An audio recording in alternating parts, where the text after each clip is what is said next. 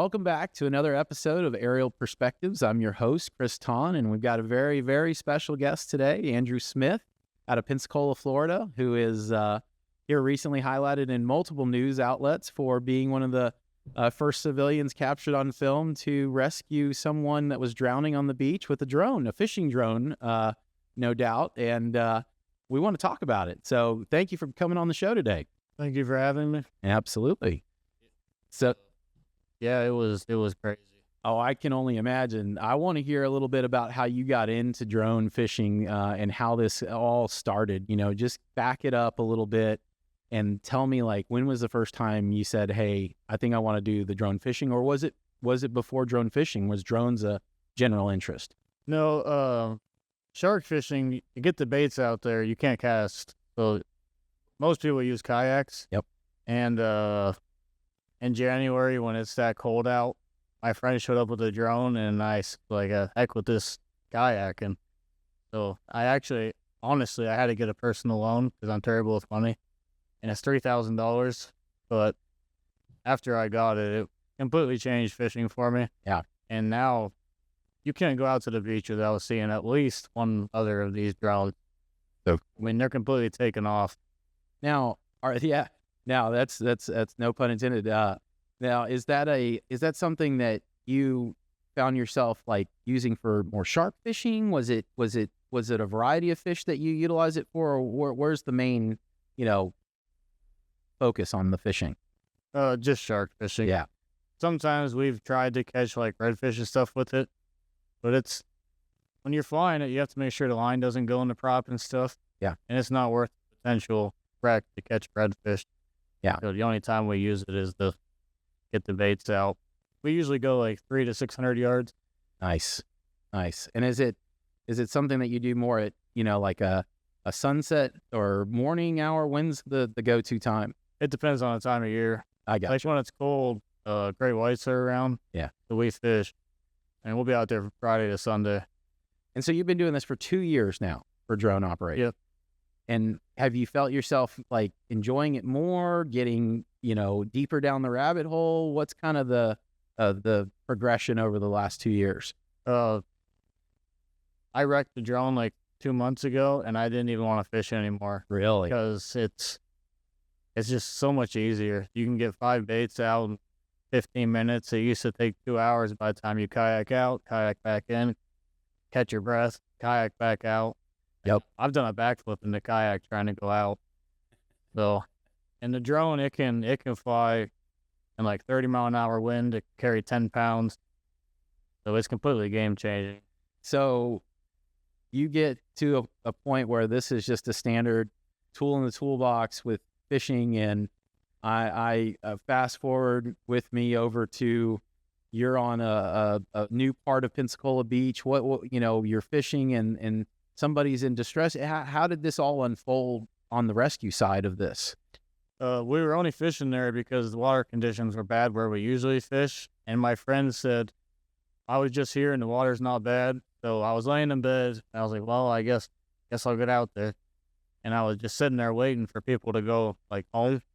This girl came running down the beach screaming, can anybody swim? And everybody just standing there. And we're out there all the time. So I knew that the yellow floats were there. And I ran up and grabbed one. In my first attempt, I don't know if you've seen the first one, but I dropped it way too early. I was shaking. I was panicked. Yeah, there's a lot of stress going on right there. Yeah, and then some lady, I don't even know where she came from. It's kind of all a blur, but she just handed me another one. And now, were these like pool floats? Were they a lifeguard float? What were the floats? Like when you see like a lifeguard tower and they have like the long skin, like long. Yeah, the tube kind of foam-ish, ones. Yeah, okay. So it was one of those that was hanging out, and it was just available to latch onto, and it clamps into your system just like the fishing line would, but you were able to get it with the strap, or? The fishing line, you put the swivel through. Yep. But it didn't have a swivel, so I just crammed up the part that Velcro. Yeah. I was like, hopefully it works. Yeah. And it worked.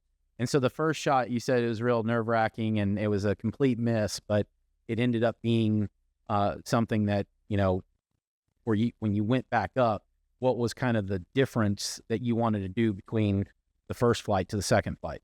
I realized how windy it was. Yeah. Like I released it too high. I knew it was too high. As soon as it dropped, I was like, oh, no way it makes. And then the second one, he would have died. I knew that was it. That was the last chance. So I took my time. Wow. And I met her dad, and he said that she was about to give up, and she saw this yellow thing in front of her face. Wow. Wow. She was out there good. I mean, Yeah. 100 yards. About 100 yards. Okay. Second sandbar. Wow. And she was trying to swim back, or was she just kind of treading water? What was It was a massive rip current. She was just hanging on for dear life, basically. Wow. She was out there 5 minutes or so before anybody even knew. She was with two other girls. They were all 17, and her and her friend were actually getting sucked out both. And the girl got back on her own, and the other friend was running down the beach screaming. And this is further down the beach, not necessarily like center where the pier is and lots of folks. Is this close to? You know where Chicken Bone Beach is? Sure. It was at Chicken Bone. Okay. Because you can't fly to drone in Fort Pickens. Obviously. So Yeah. That's the last parking lot before Fort Pickens. Love it. Okay. And they put in the news that it was at Fort Pickens Road. So I got a bunch of messages telling me that I was going to get arrested. Yeah, as we all know, it's a no-go in the state and national parks, but it's good to clarify too. At the road name is Fort Pickens. Yeah. Yep.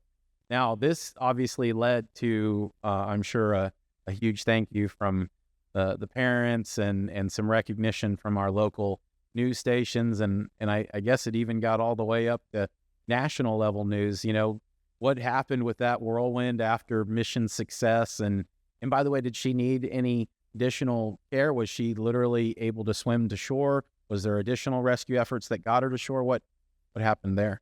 After I got it to her, I saw her kind of floating back in some, and then there was a mad rush of people around me. But she almost made it back before the lifeguards got there, and then one just swam out there a little ways and pulled her in. Gotcha. And then another one had to go retrieve the one I missed. Oh, the float. That was halfway to Cancun. And I met her dad a couple, like 5 or so days after it happened, and he said that she didn't swallow any water or anything. Okay, good. And she wrote me a nice card stuff. Nice. And then comes the onslaught of news and coverage elements. How did that unfold, and what was that like? When I saw there was a guy at the beach, the guy that actually filmed it. He said I got it on video, and I asked him to send me it. And then when I woke up and I saw it online, it already had like 200,000 views. I realized that it was gonna be a mad rush. Yeah. I about had to turn my phone off. It was going crazy. Wow. I know, like on YouTube alone, I remember if it's NBC or what, but the one video had 1 million views. That was just on the one YouTube, let alone, I bet you over 50 million people saw it. Like Fox News and CNN and NBC and ABC and all of them. Yeah, that's incredible, and it continues to live on YouTube and continued exposure. And we appreciate this opportunity too to take that deeper dive in it, because that's the one thing you can't really get in the news segment. They've got multiple stories to tell within their little window, and it's nice to just have a deeper understanding of all this. So what was the most fun interview or part of all of the, like, do you feel like it was something that you enjoyed some of the highlights? Do you find that it's not really somewhere you like to be in the spotlight? Like, what was that some of that like? The news was good because they need to really spread awareness about they shouldn't have been in the water. It was a red flag, and 2 weeks or so before, there was 50 water rescues. So if people don't listen to the flag system, there was 2 drownings, I think, last week. Panhandle has the most drownings in the country. Yeah. Because nobody listens to the flags. Yeah, and that's from the breaks in the sandbar, right, that causes those rip currents to come out? Honestly, I really don't know the whole rip current thing. there's people that do that put the flags up. Yes. I made sure every news article included the part about the flags. You don't want to see a 17-year-old kid drowning trying to shark fish. No, no, ever. And I couldn't agree more. You have to pay attention to the flags, especially when you're not from the local area. They were a local. Her dad said that they kept telling her not to go, but they were 17, so it probably made them want to go more. Yeah, that age. Well, that's very interesting, and I'm glad that you got a lot of support from the family, and obviously that everybody was okay. Was there it had to be some fun moments, I'm sure, from maybe the manufacturer side. I tell me more about this device that is used for drone fishing and what some of the capabilities are, and just why you chose that fishing drone and how it ended up being so versatile for this.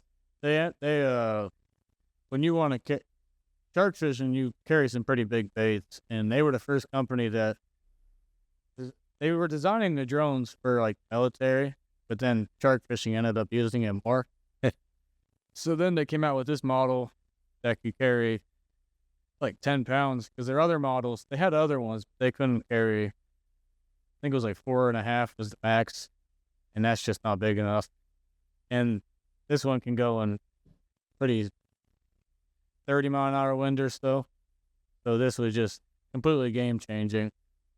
And it supports just one, or is it multiple elements it can carry?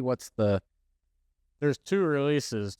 So you could have somebody, say, drowning 200 yards to the west, drop a life jacket, then fly 30 miles an hour, 200 yards to the east, drop another life jacket. And technically, if you had it, you could drop a life preserver and reel it in with your fishing rod. Yeah. Now, this sparked, obviously, a little bit of awareness to some of these products within the space. I hear you got some pretty cool additional life preservers that self-inflate upon touching the water that you'll be keeping on you should you ever encounter this again. Is that correct? Yes, and they actually want me to make some videos with them. Yeah. Showing how I attached it, how I dropped it and stuff. And they're out of Germany, and there's another company in Hawaii that's also been trying to contact me. And the life preservers that the yellow one that I use that the Golf Breeze Rotary Club put out there. Yeah. They're putting another one out there in a couple weeks, and the Fox News 10 wants me to go out, take a picture with it. So more lifeguards say it's completely game changing. Yeah. You could have 15-foot waves fly just above it. Yeah. No, absolutely. That's the beauty of it. And I hope that it brings also maybe a step forward in integrating some of this really cool technology into a more permanent or seasonal focused outreach to one. I'm sure there's also shark awareness. When we're out there swimming, sometimes we can keep folks a little bit more aware of where some sharks might be swimming closer. Obviously, somebody getting out a little too far, get on the speaker and announce, hey, you're getting a little too far, come back in. And obviously the last and coolest part, the life preserver being able to be deployed. Do you think that's something we'll see in the near future in Florida beaches or elsewhere? Or I really hope so, because it's getting kind of hard to find employees nowadays too. And one lifeguard can cover a lot of beach with a drone. You just have it put together, sitting up on the lifeguard tower, and have the float already attached to it. And you don't even have to be out of your tower, and you could already have the life preserver to the person. Yeah, work smarter, not harder. Yeah. The way. I don't see why they wouldn't. It was $3,000, but how much is a life? Yeah.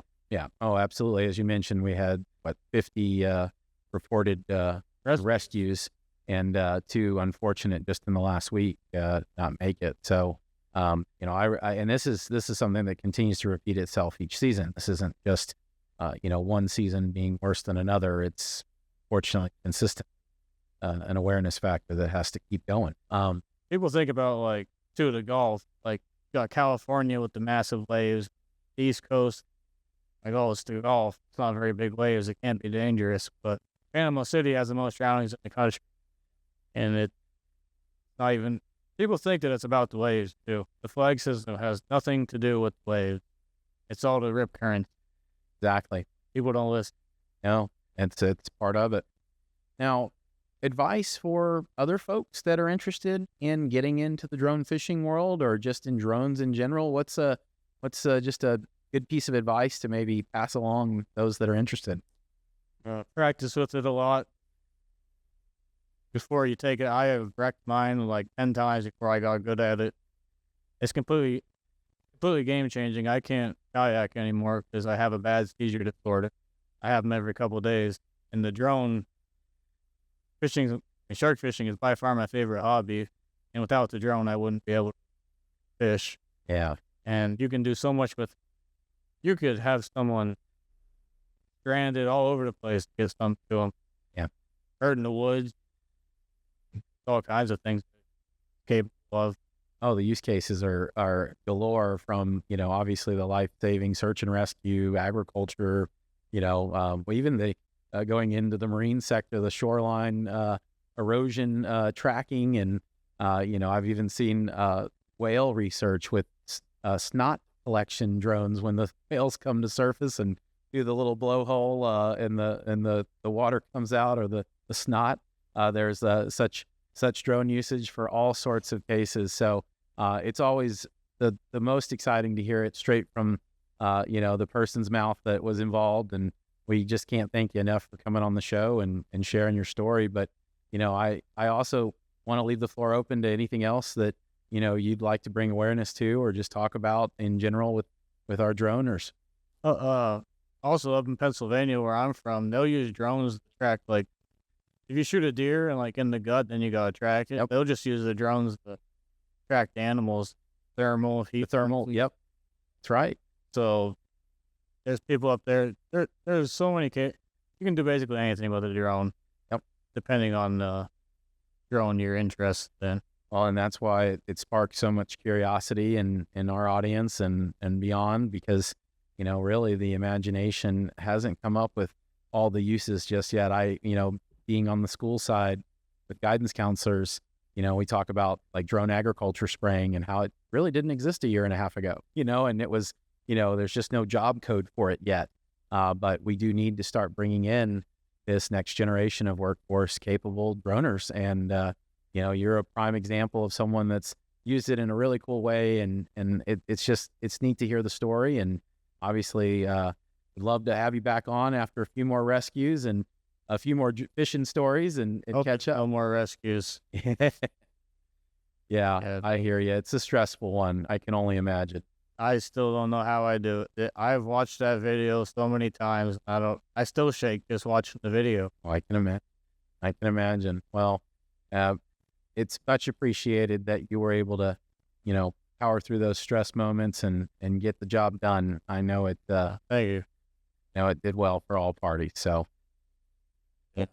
Cool. With that, we'll end this episode, and thank you again for coming on to Aerial Perspectives, and really appreciate. Job well done. Thank you.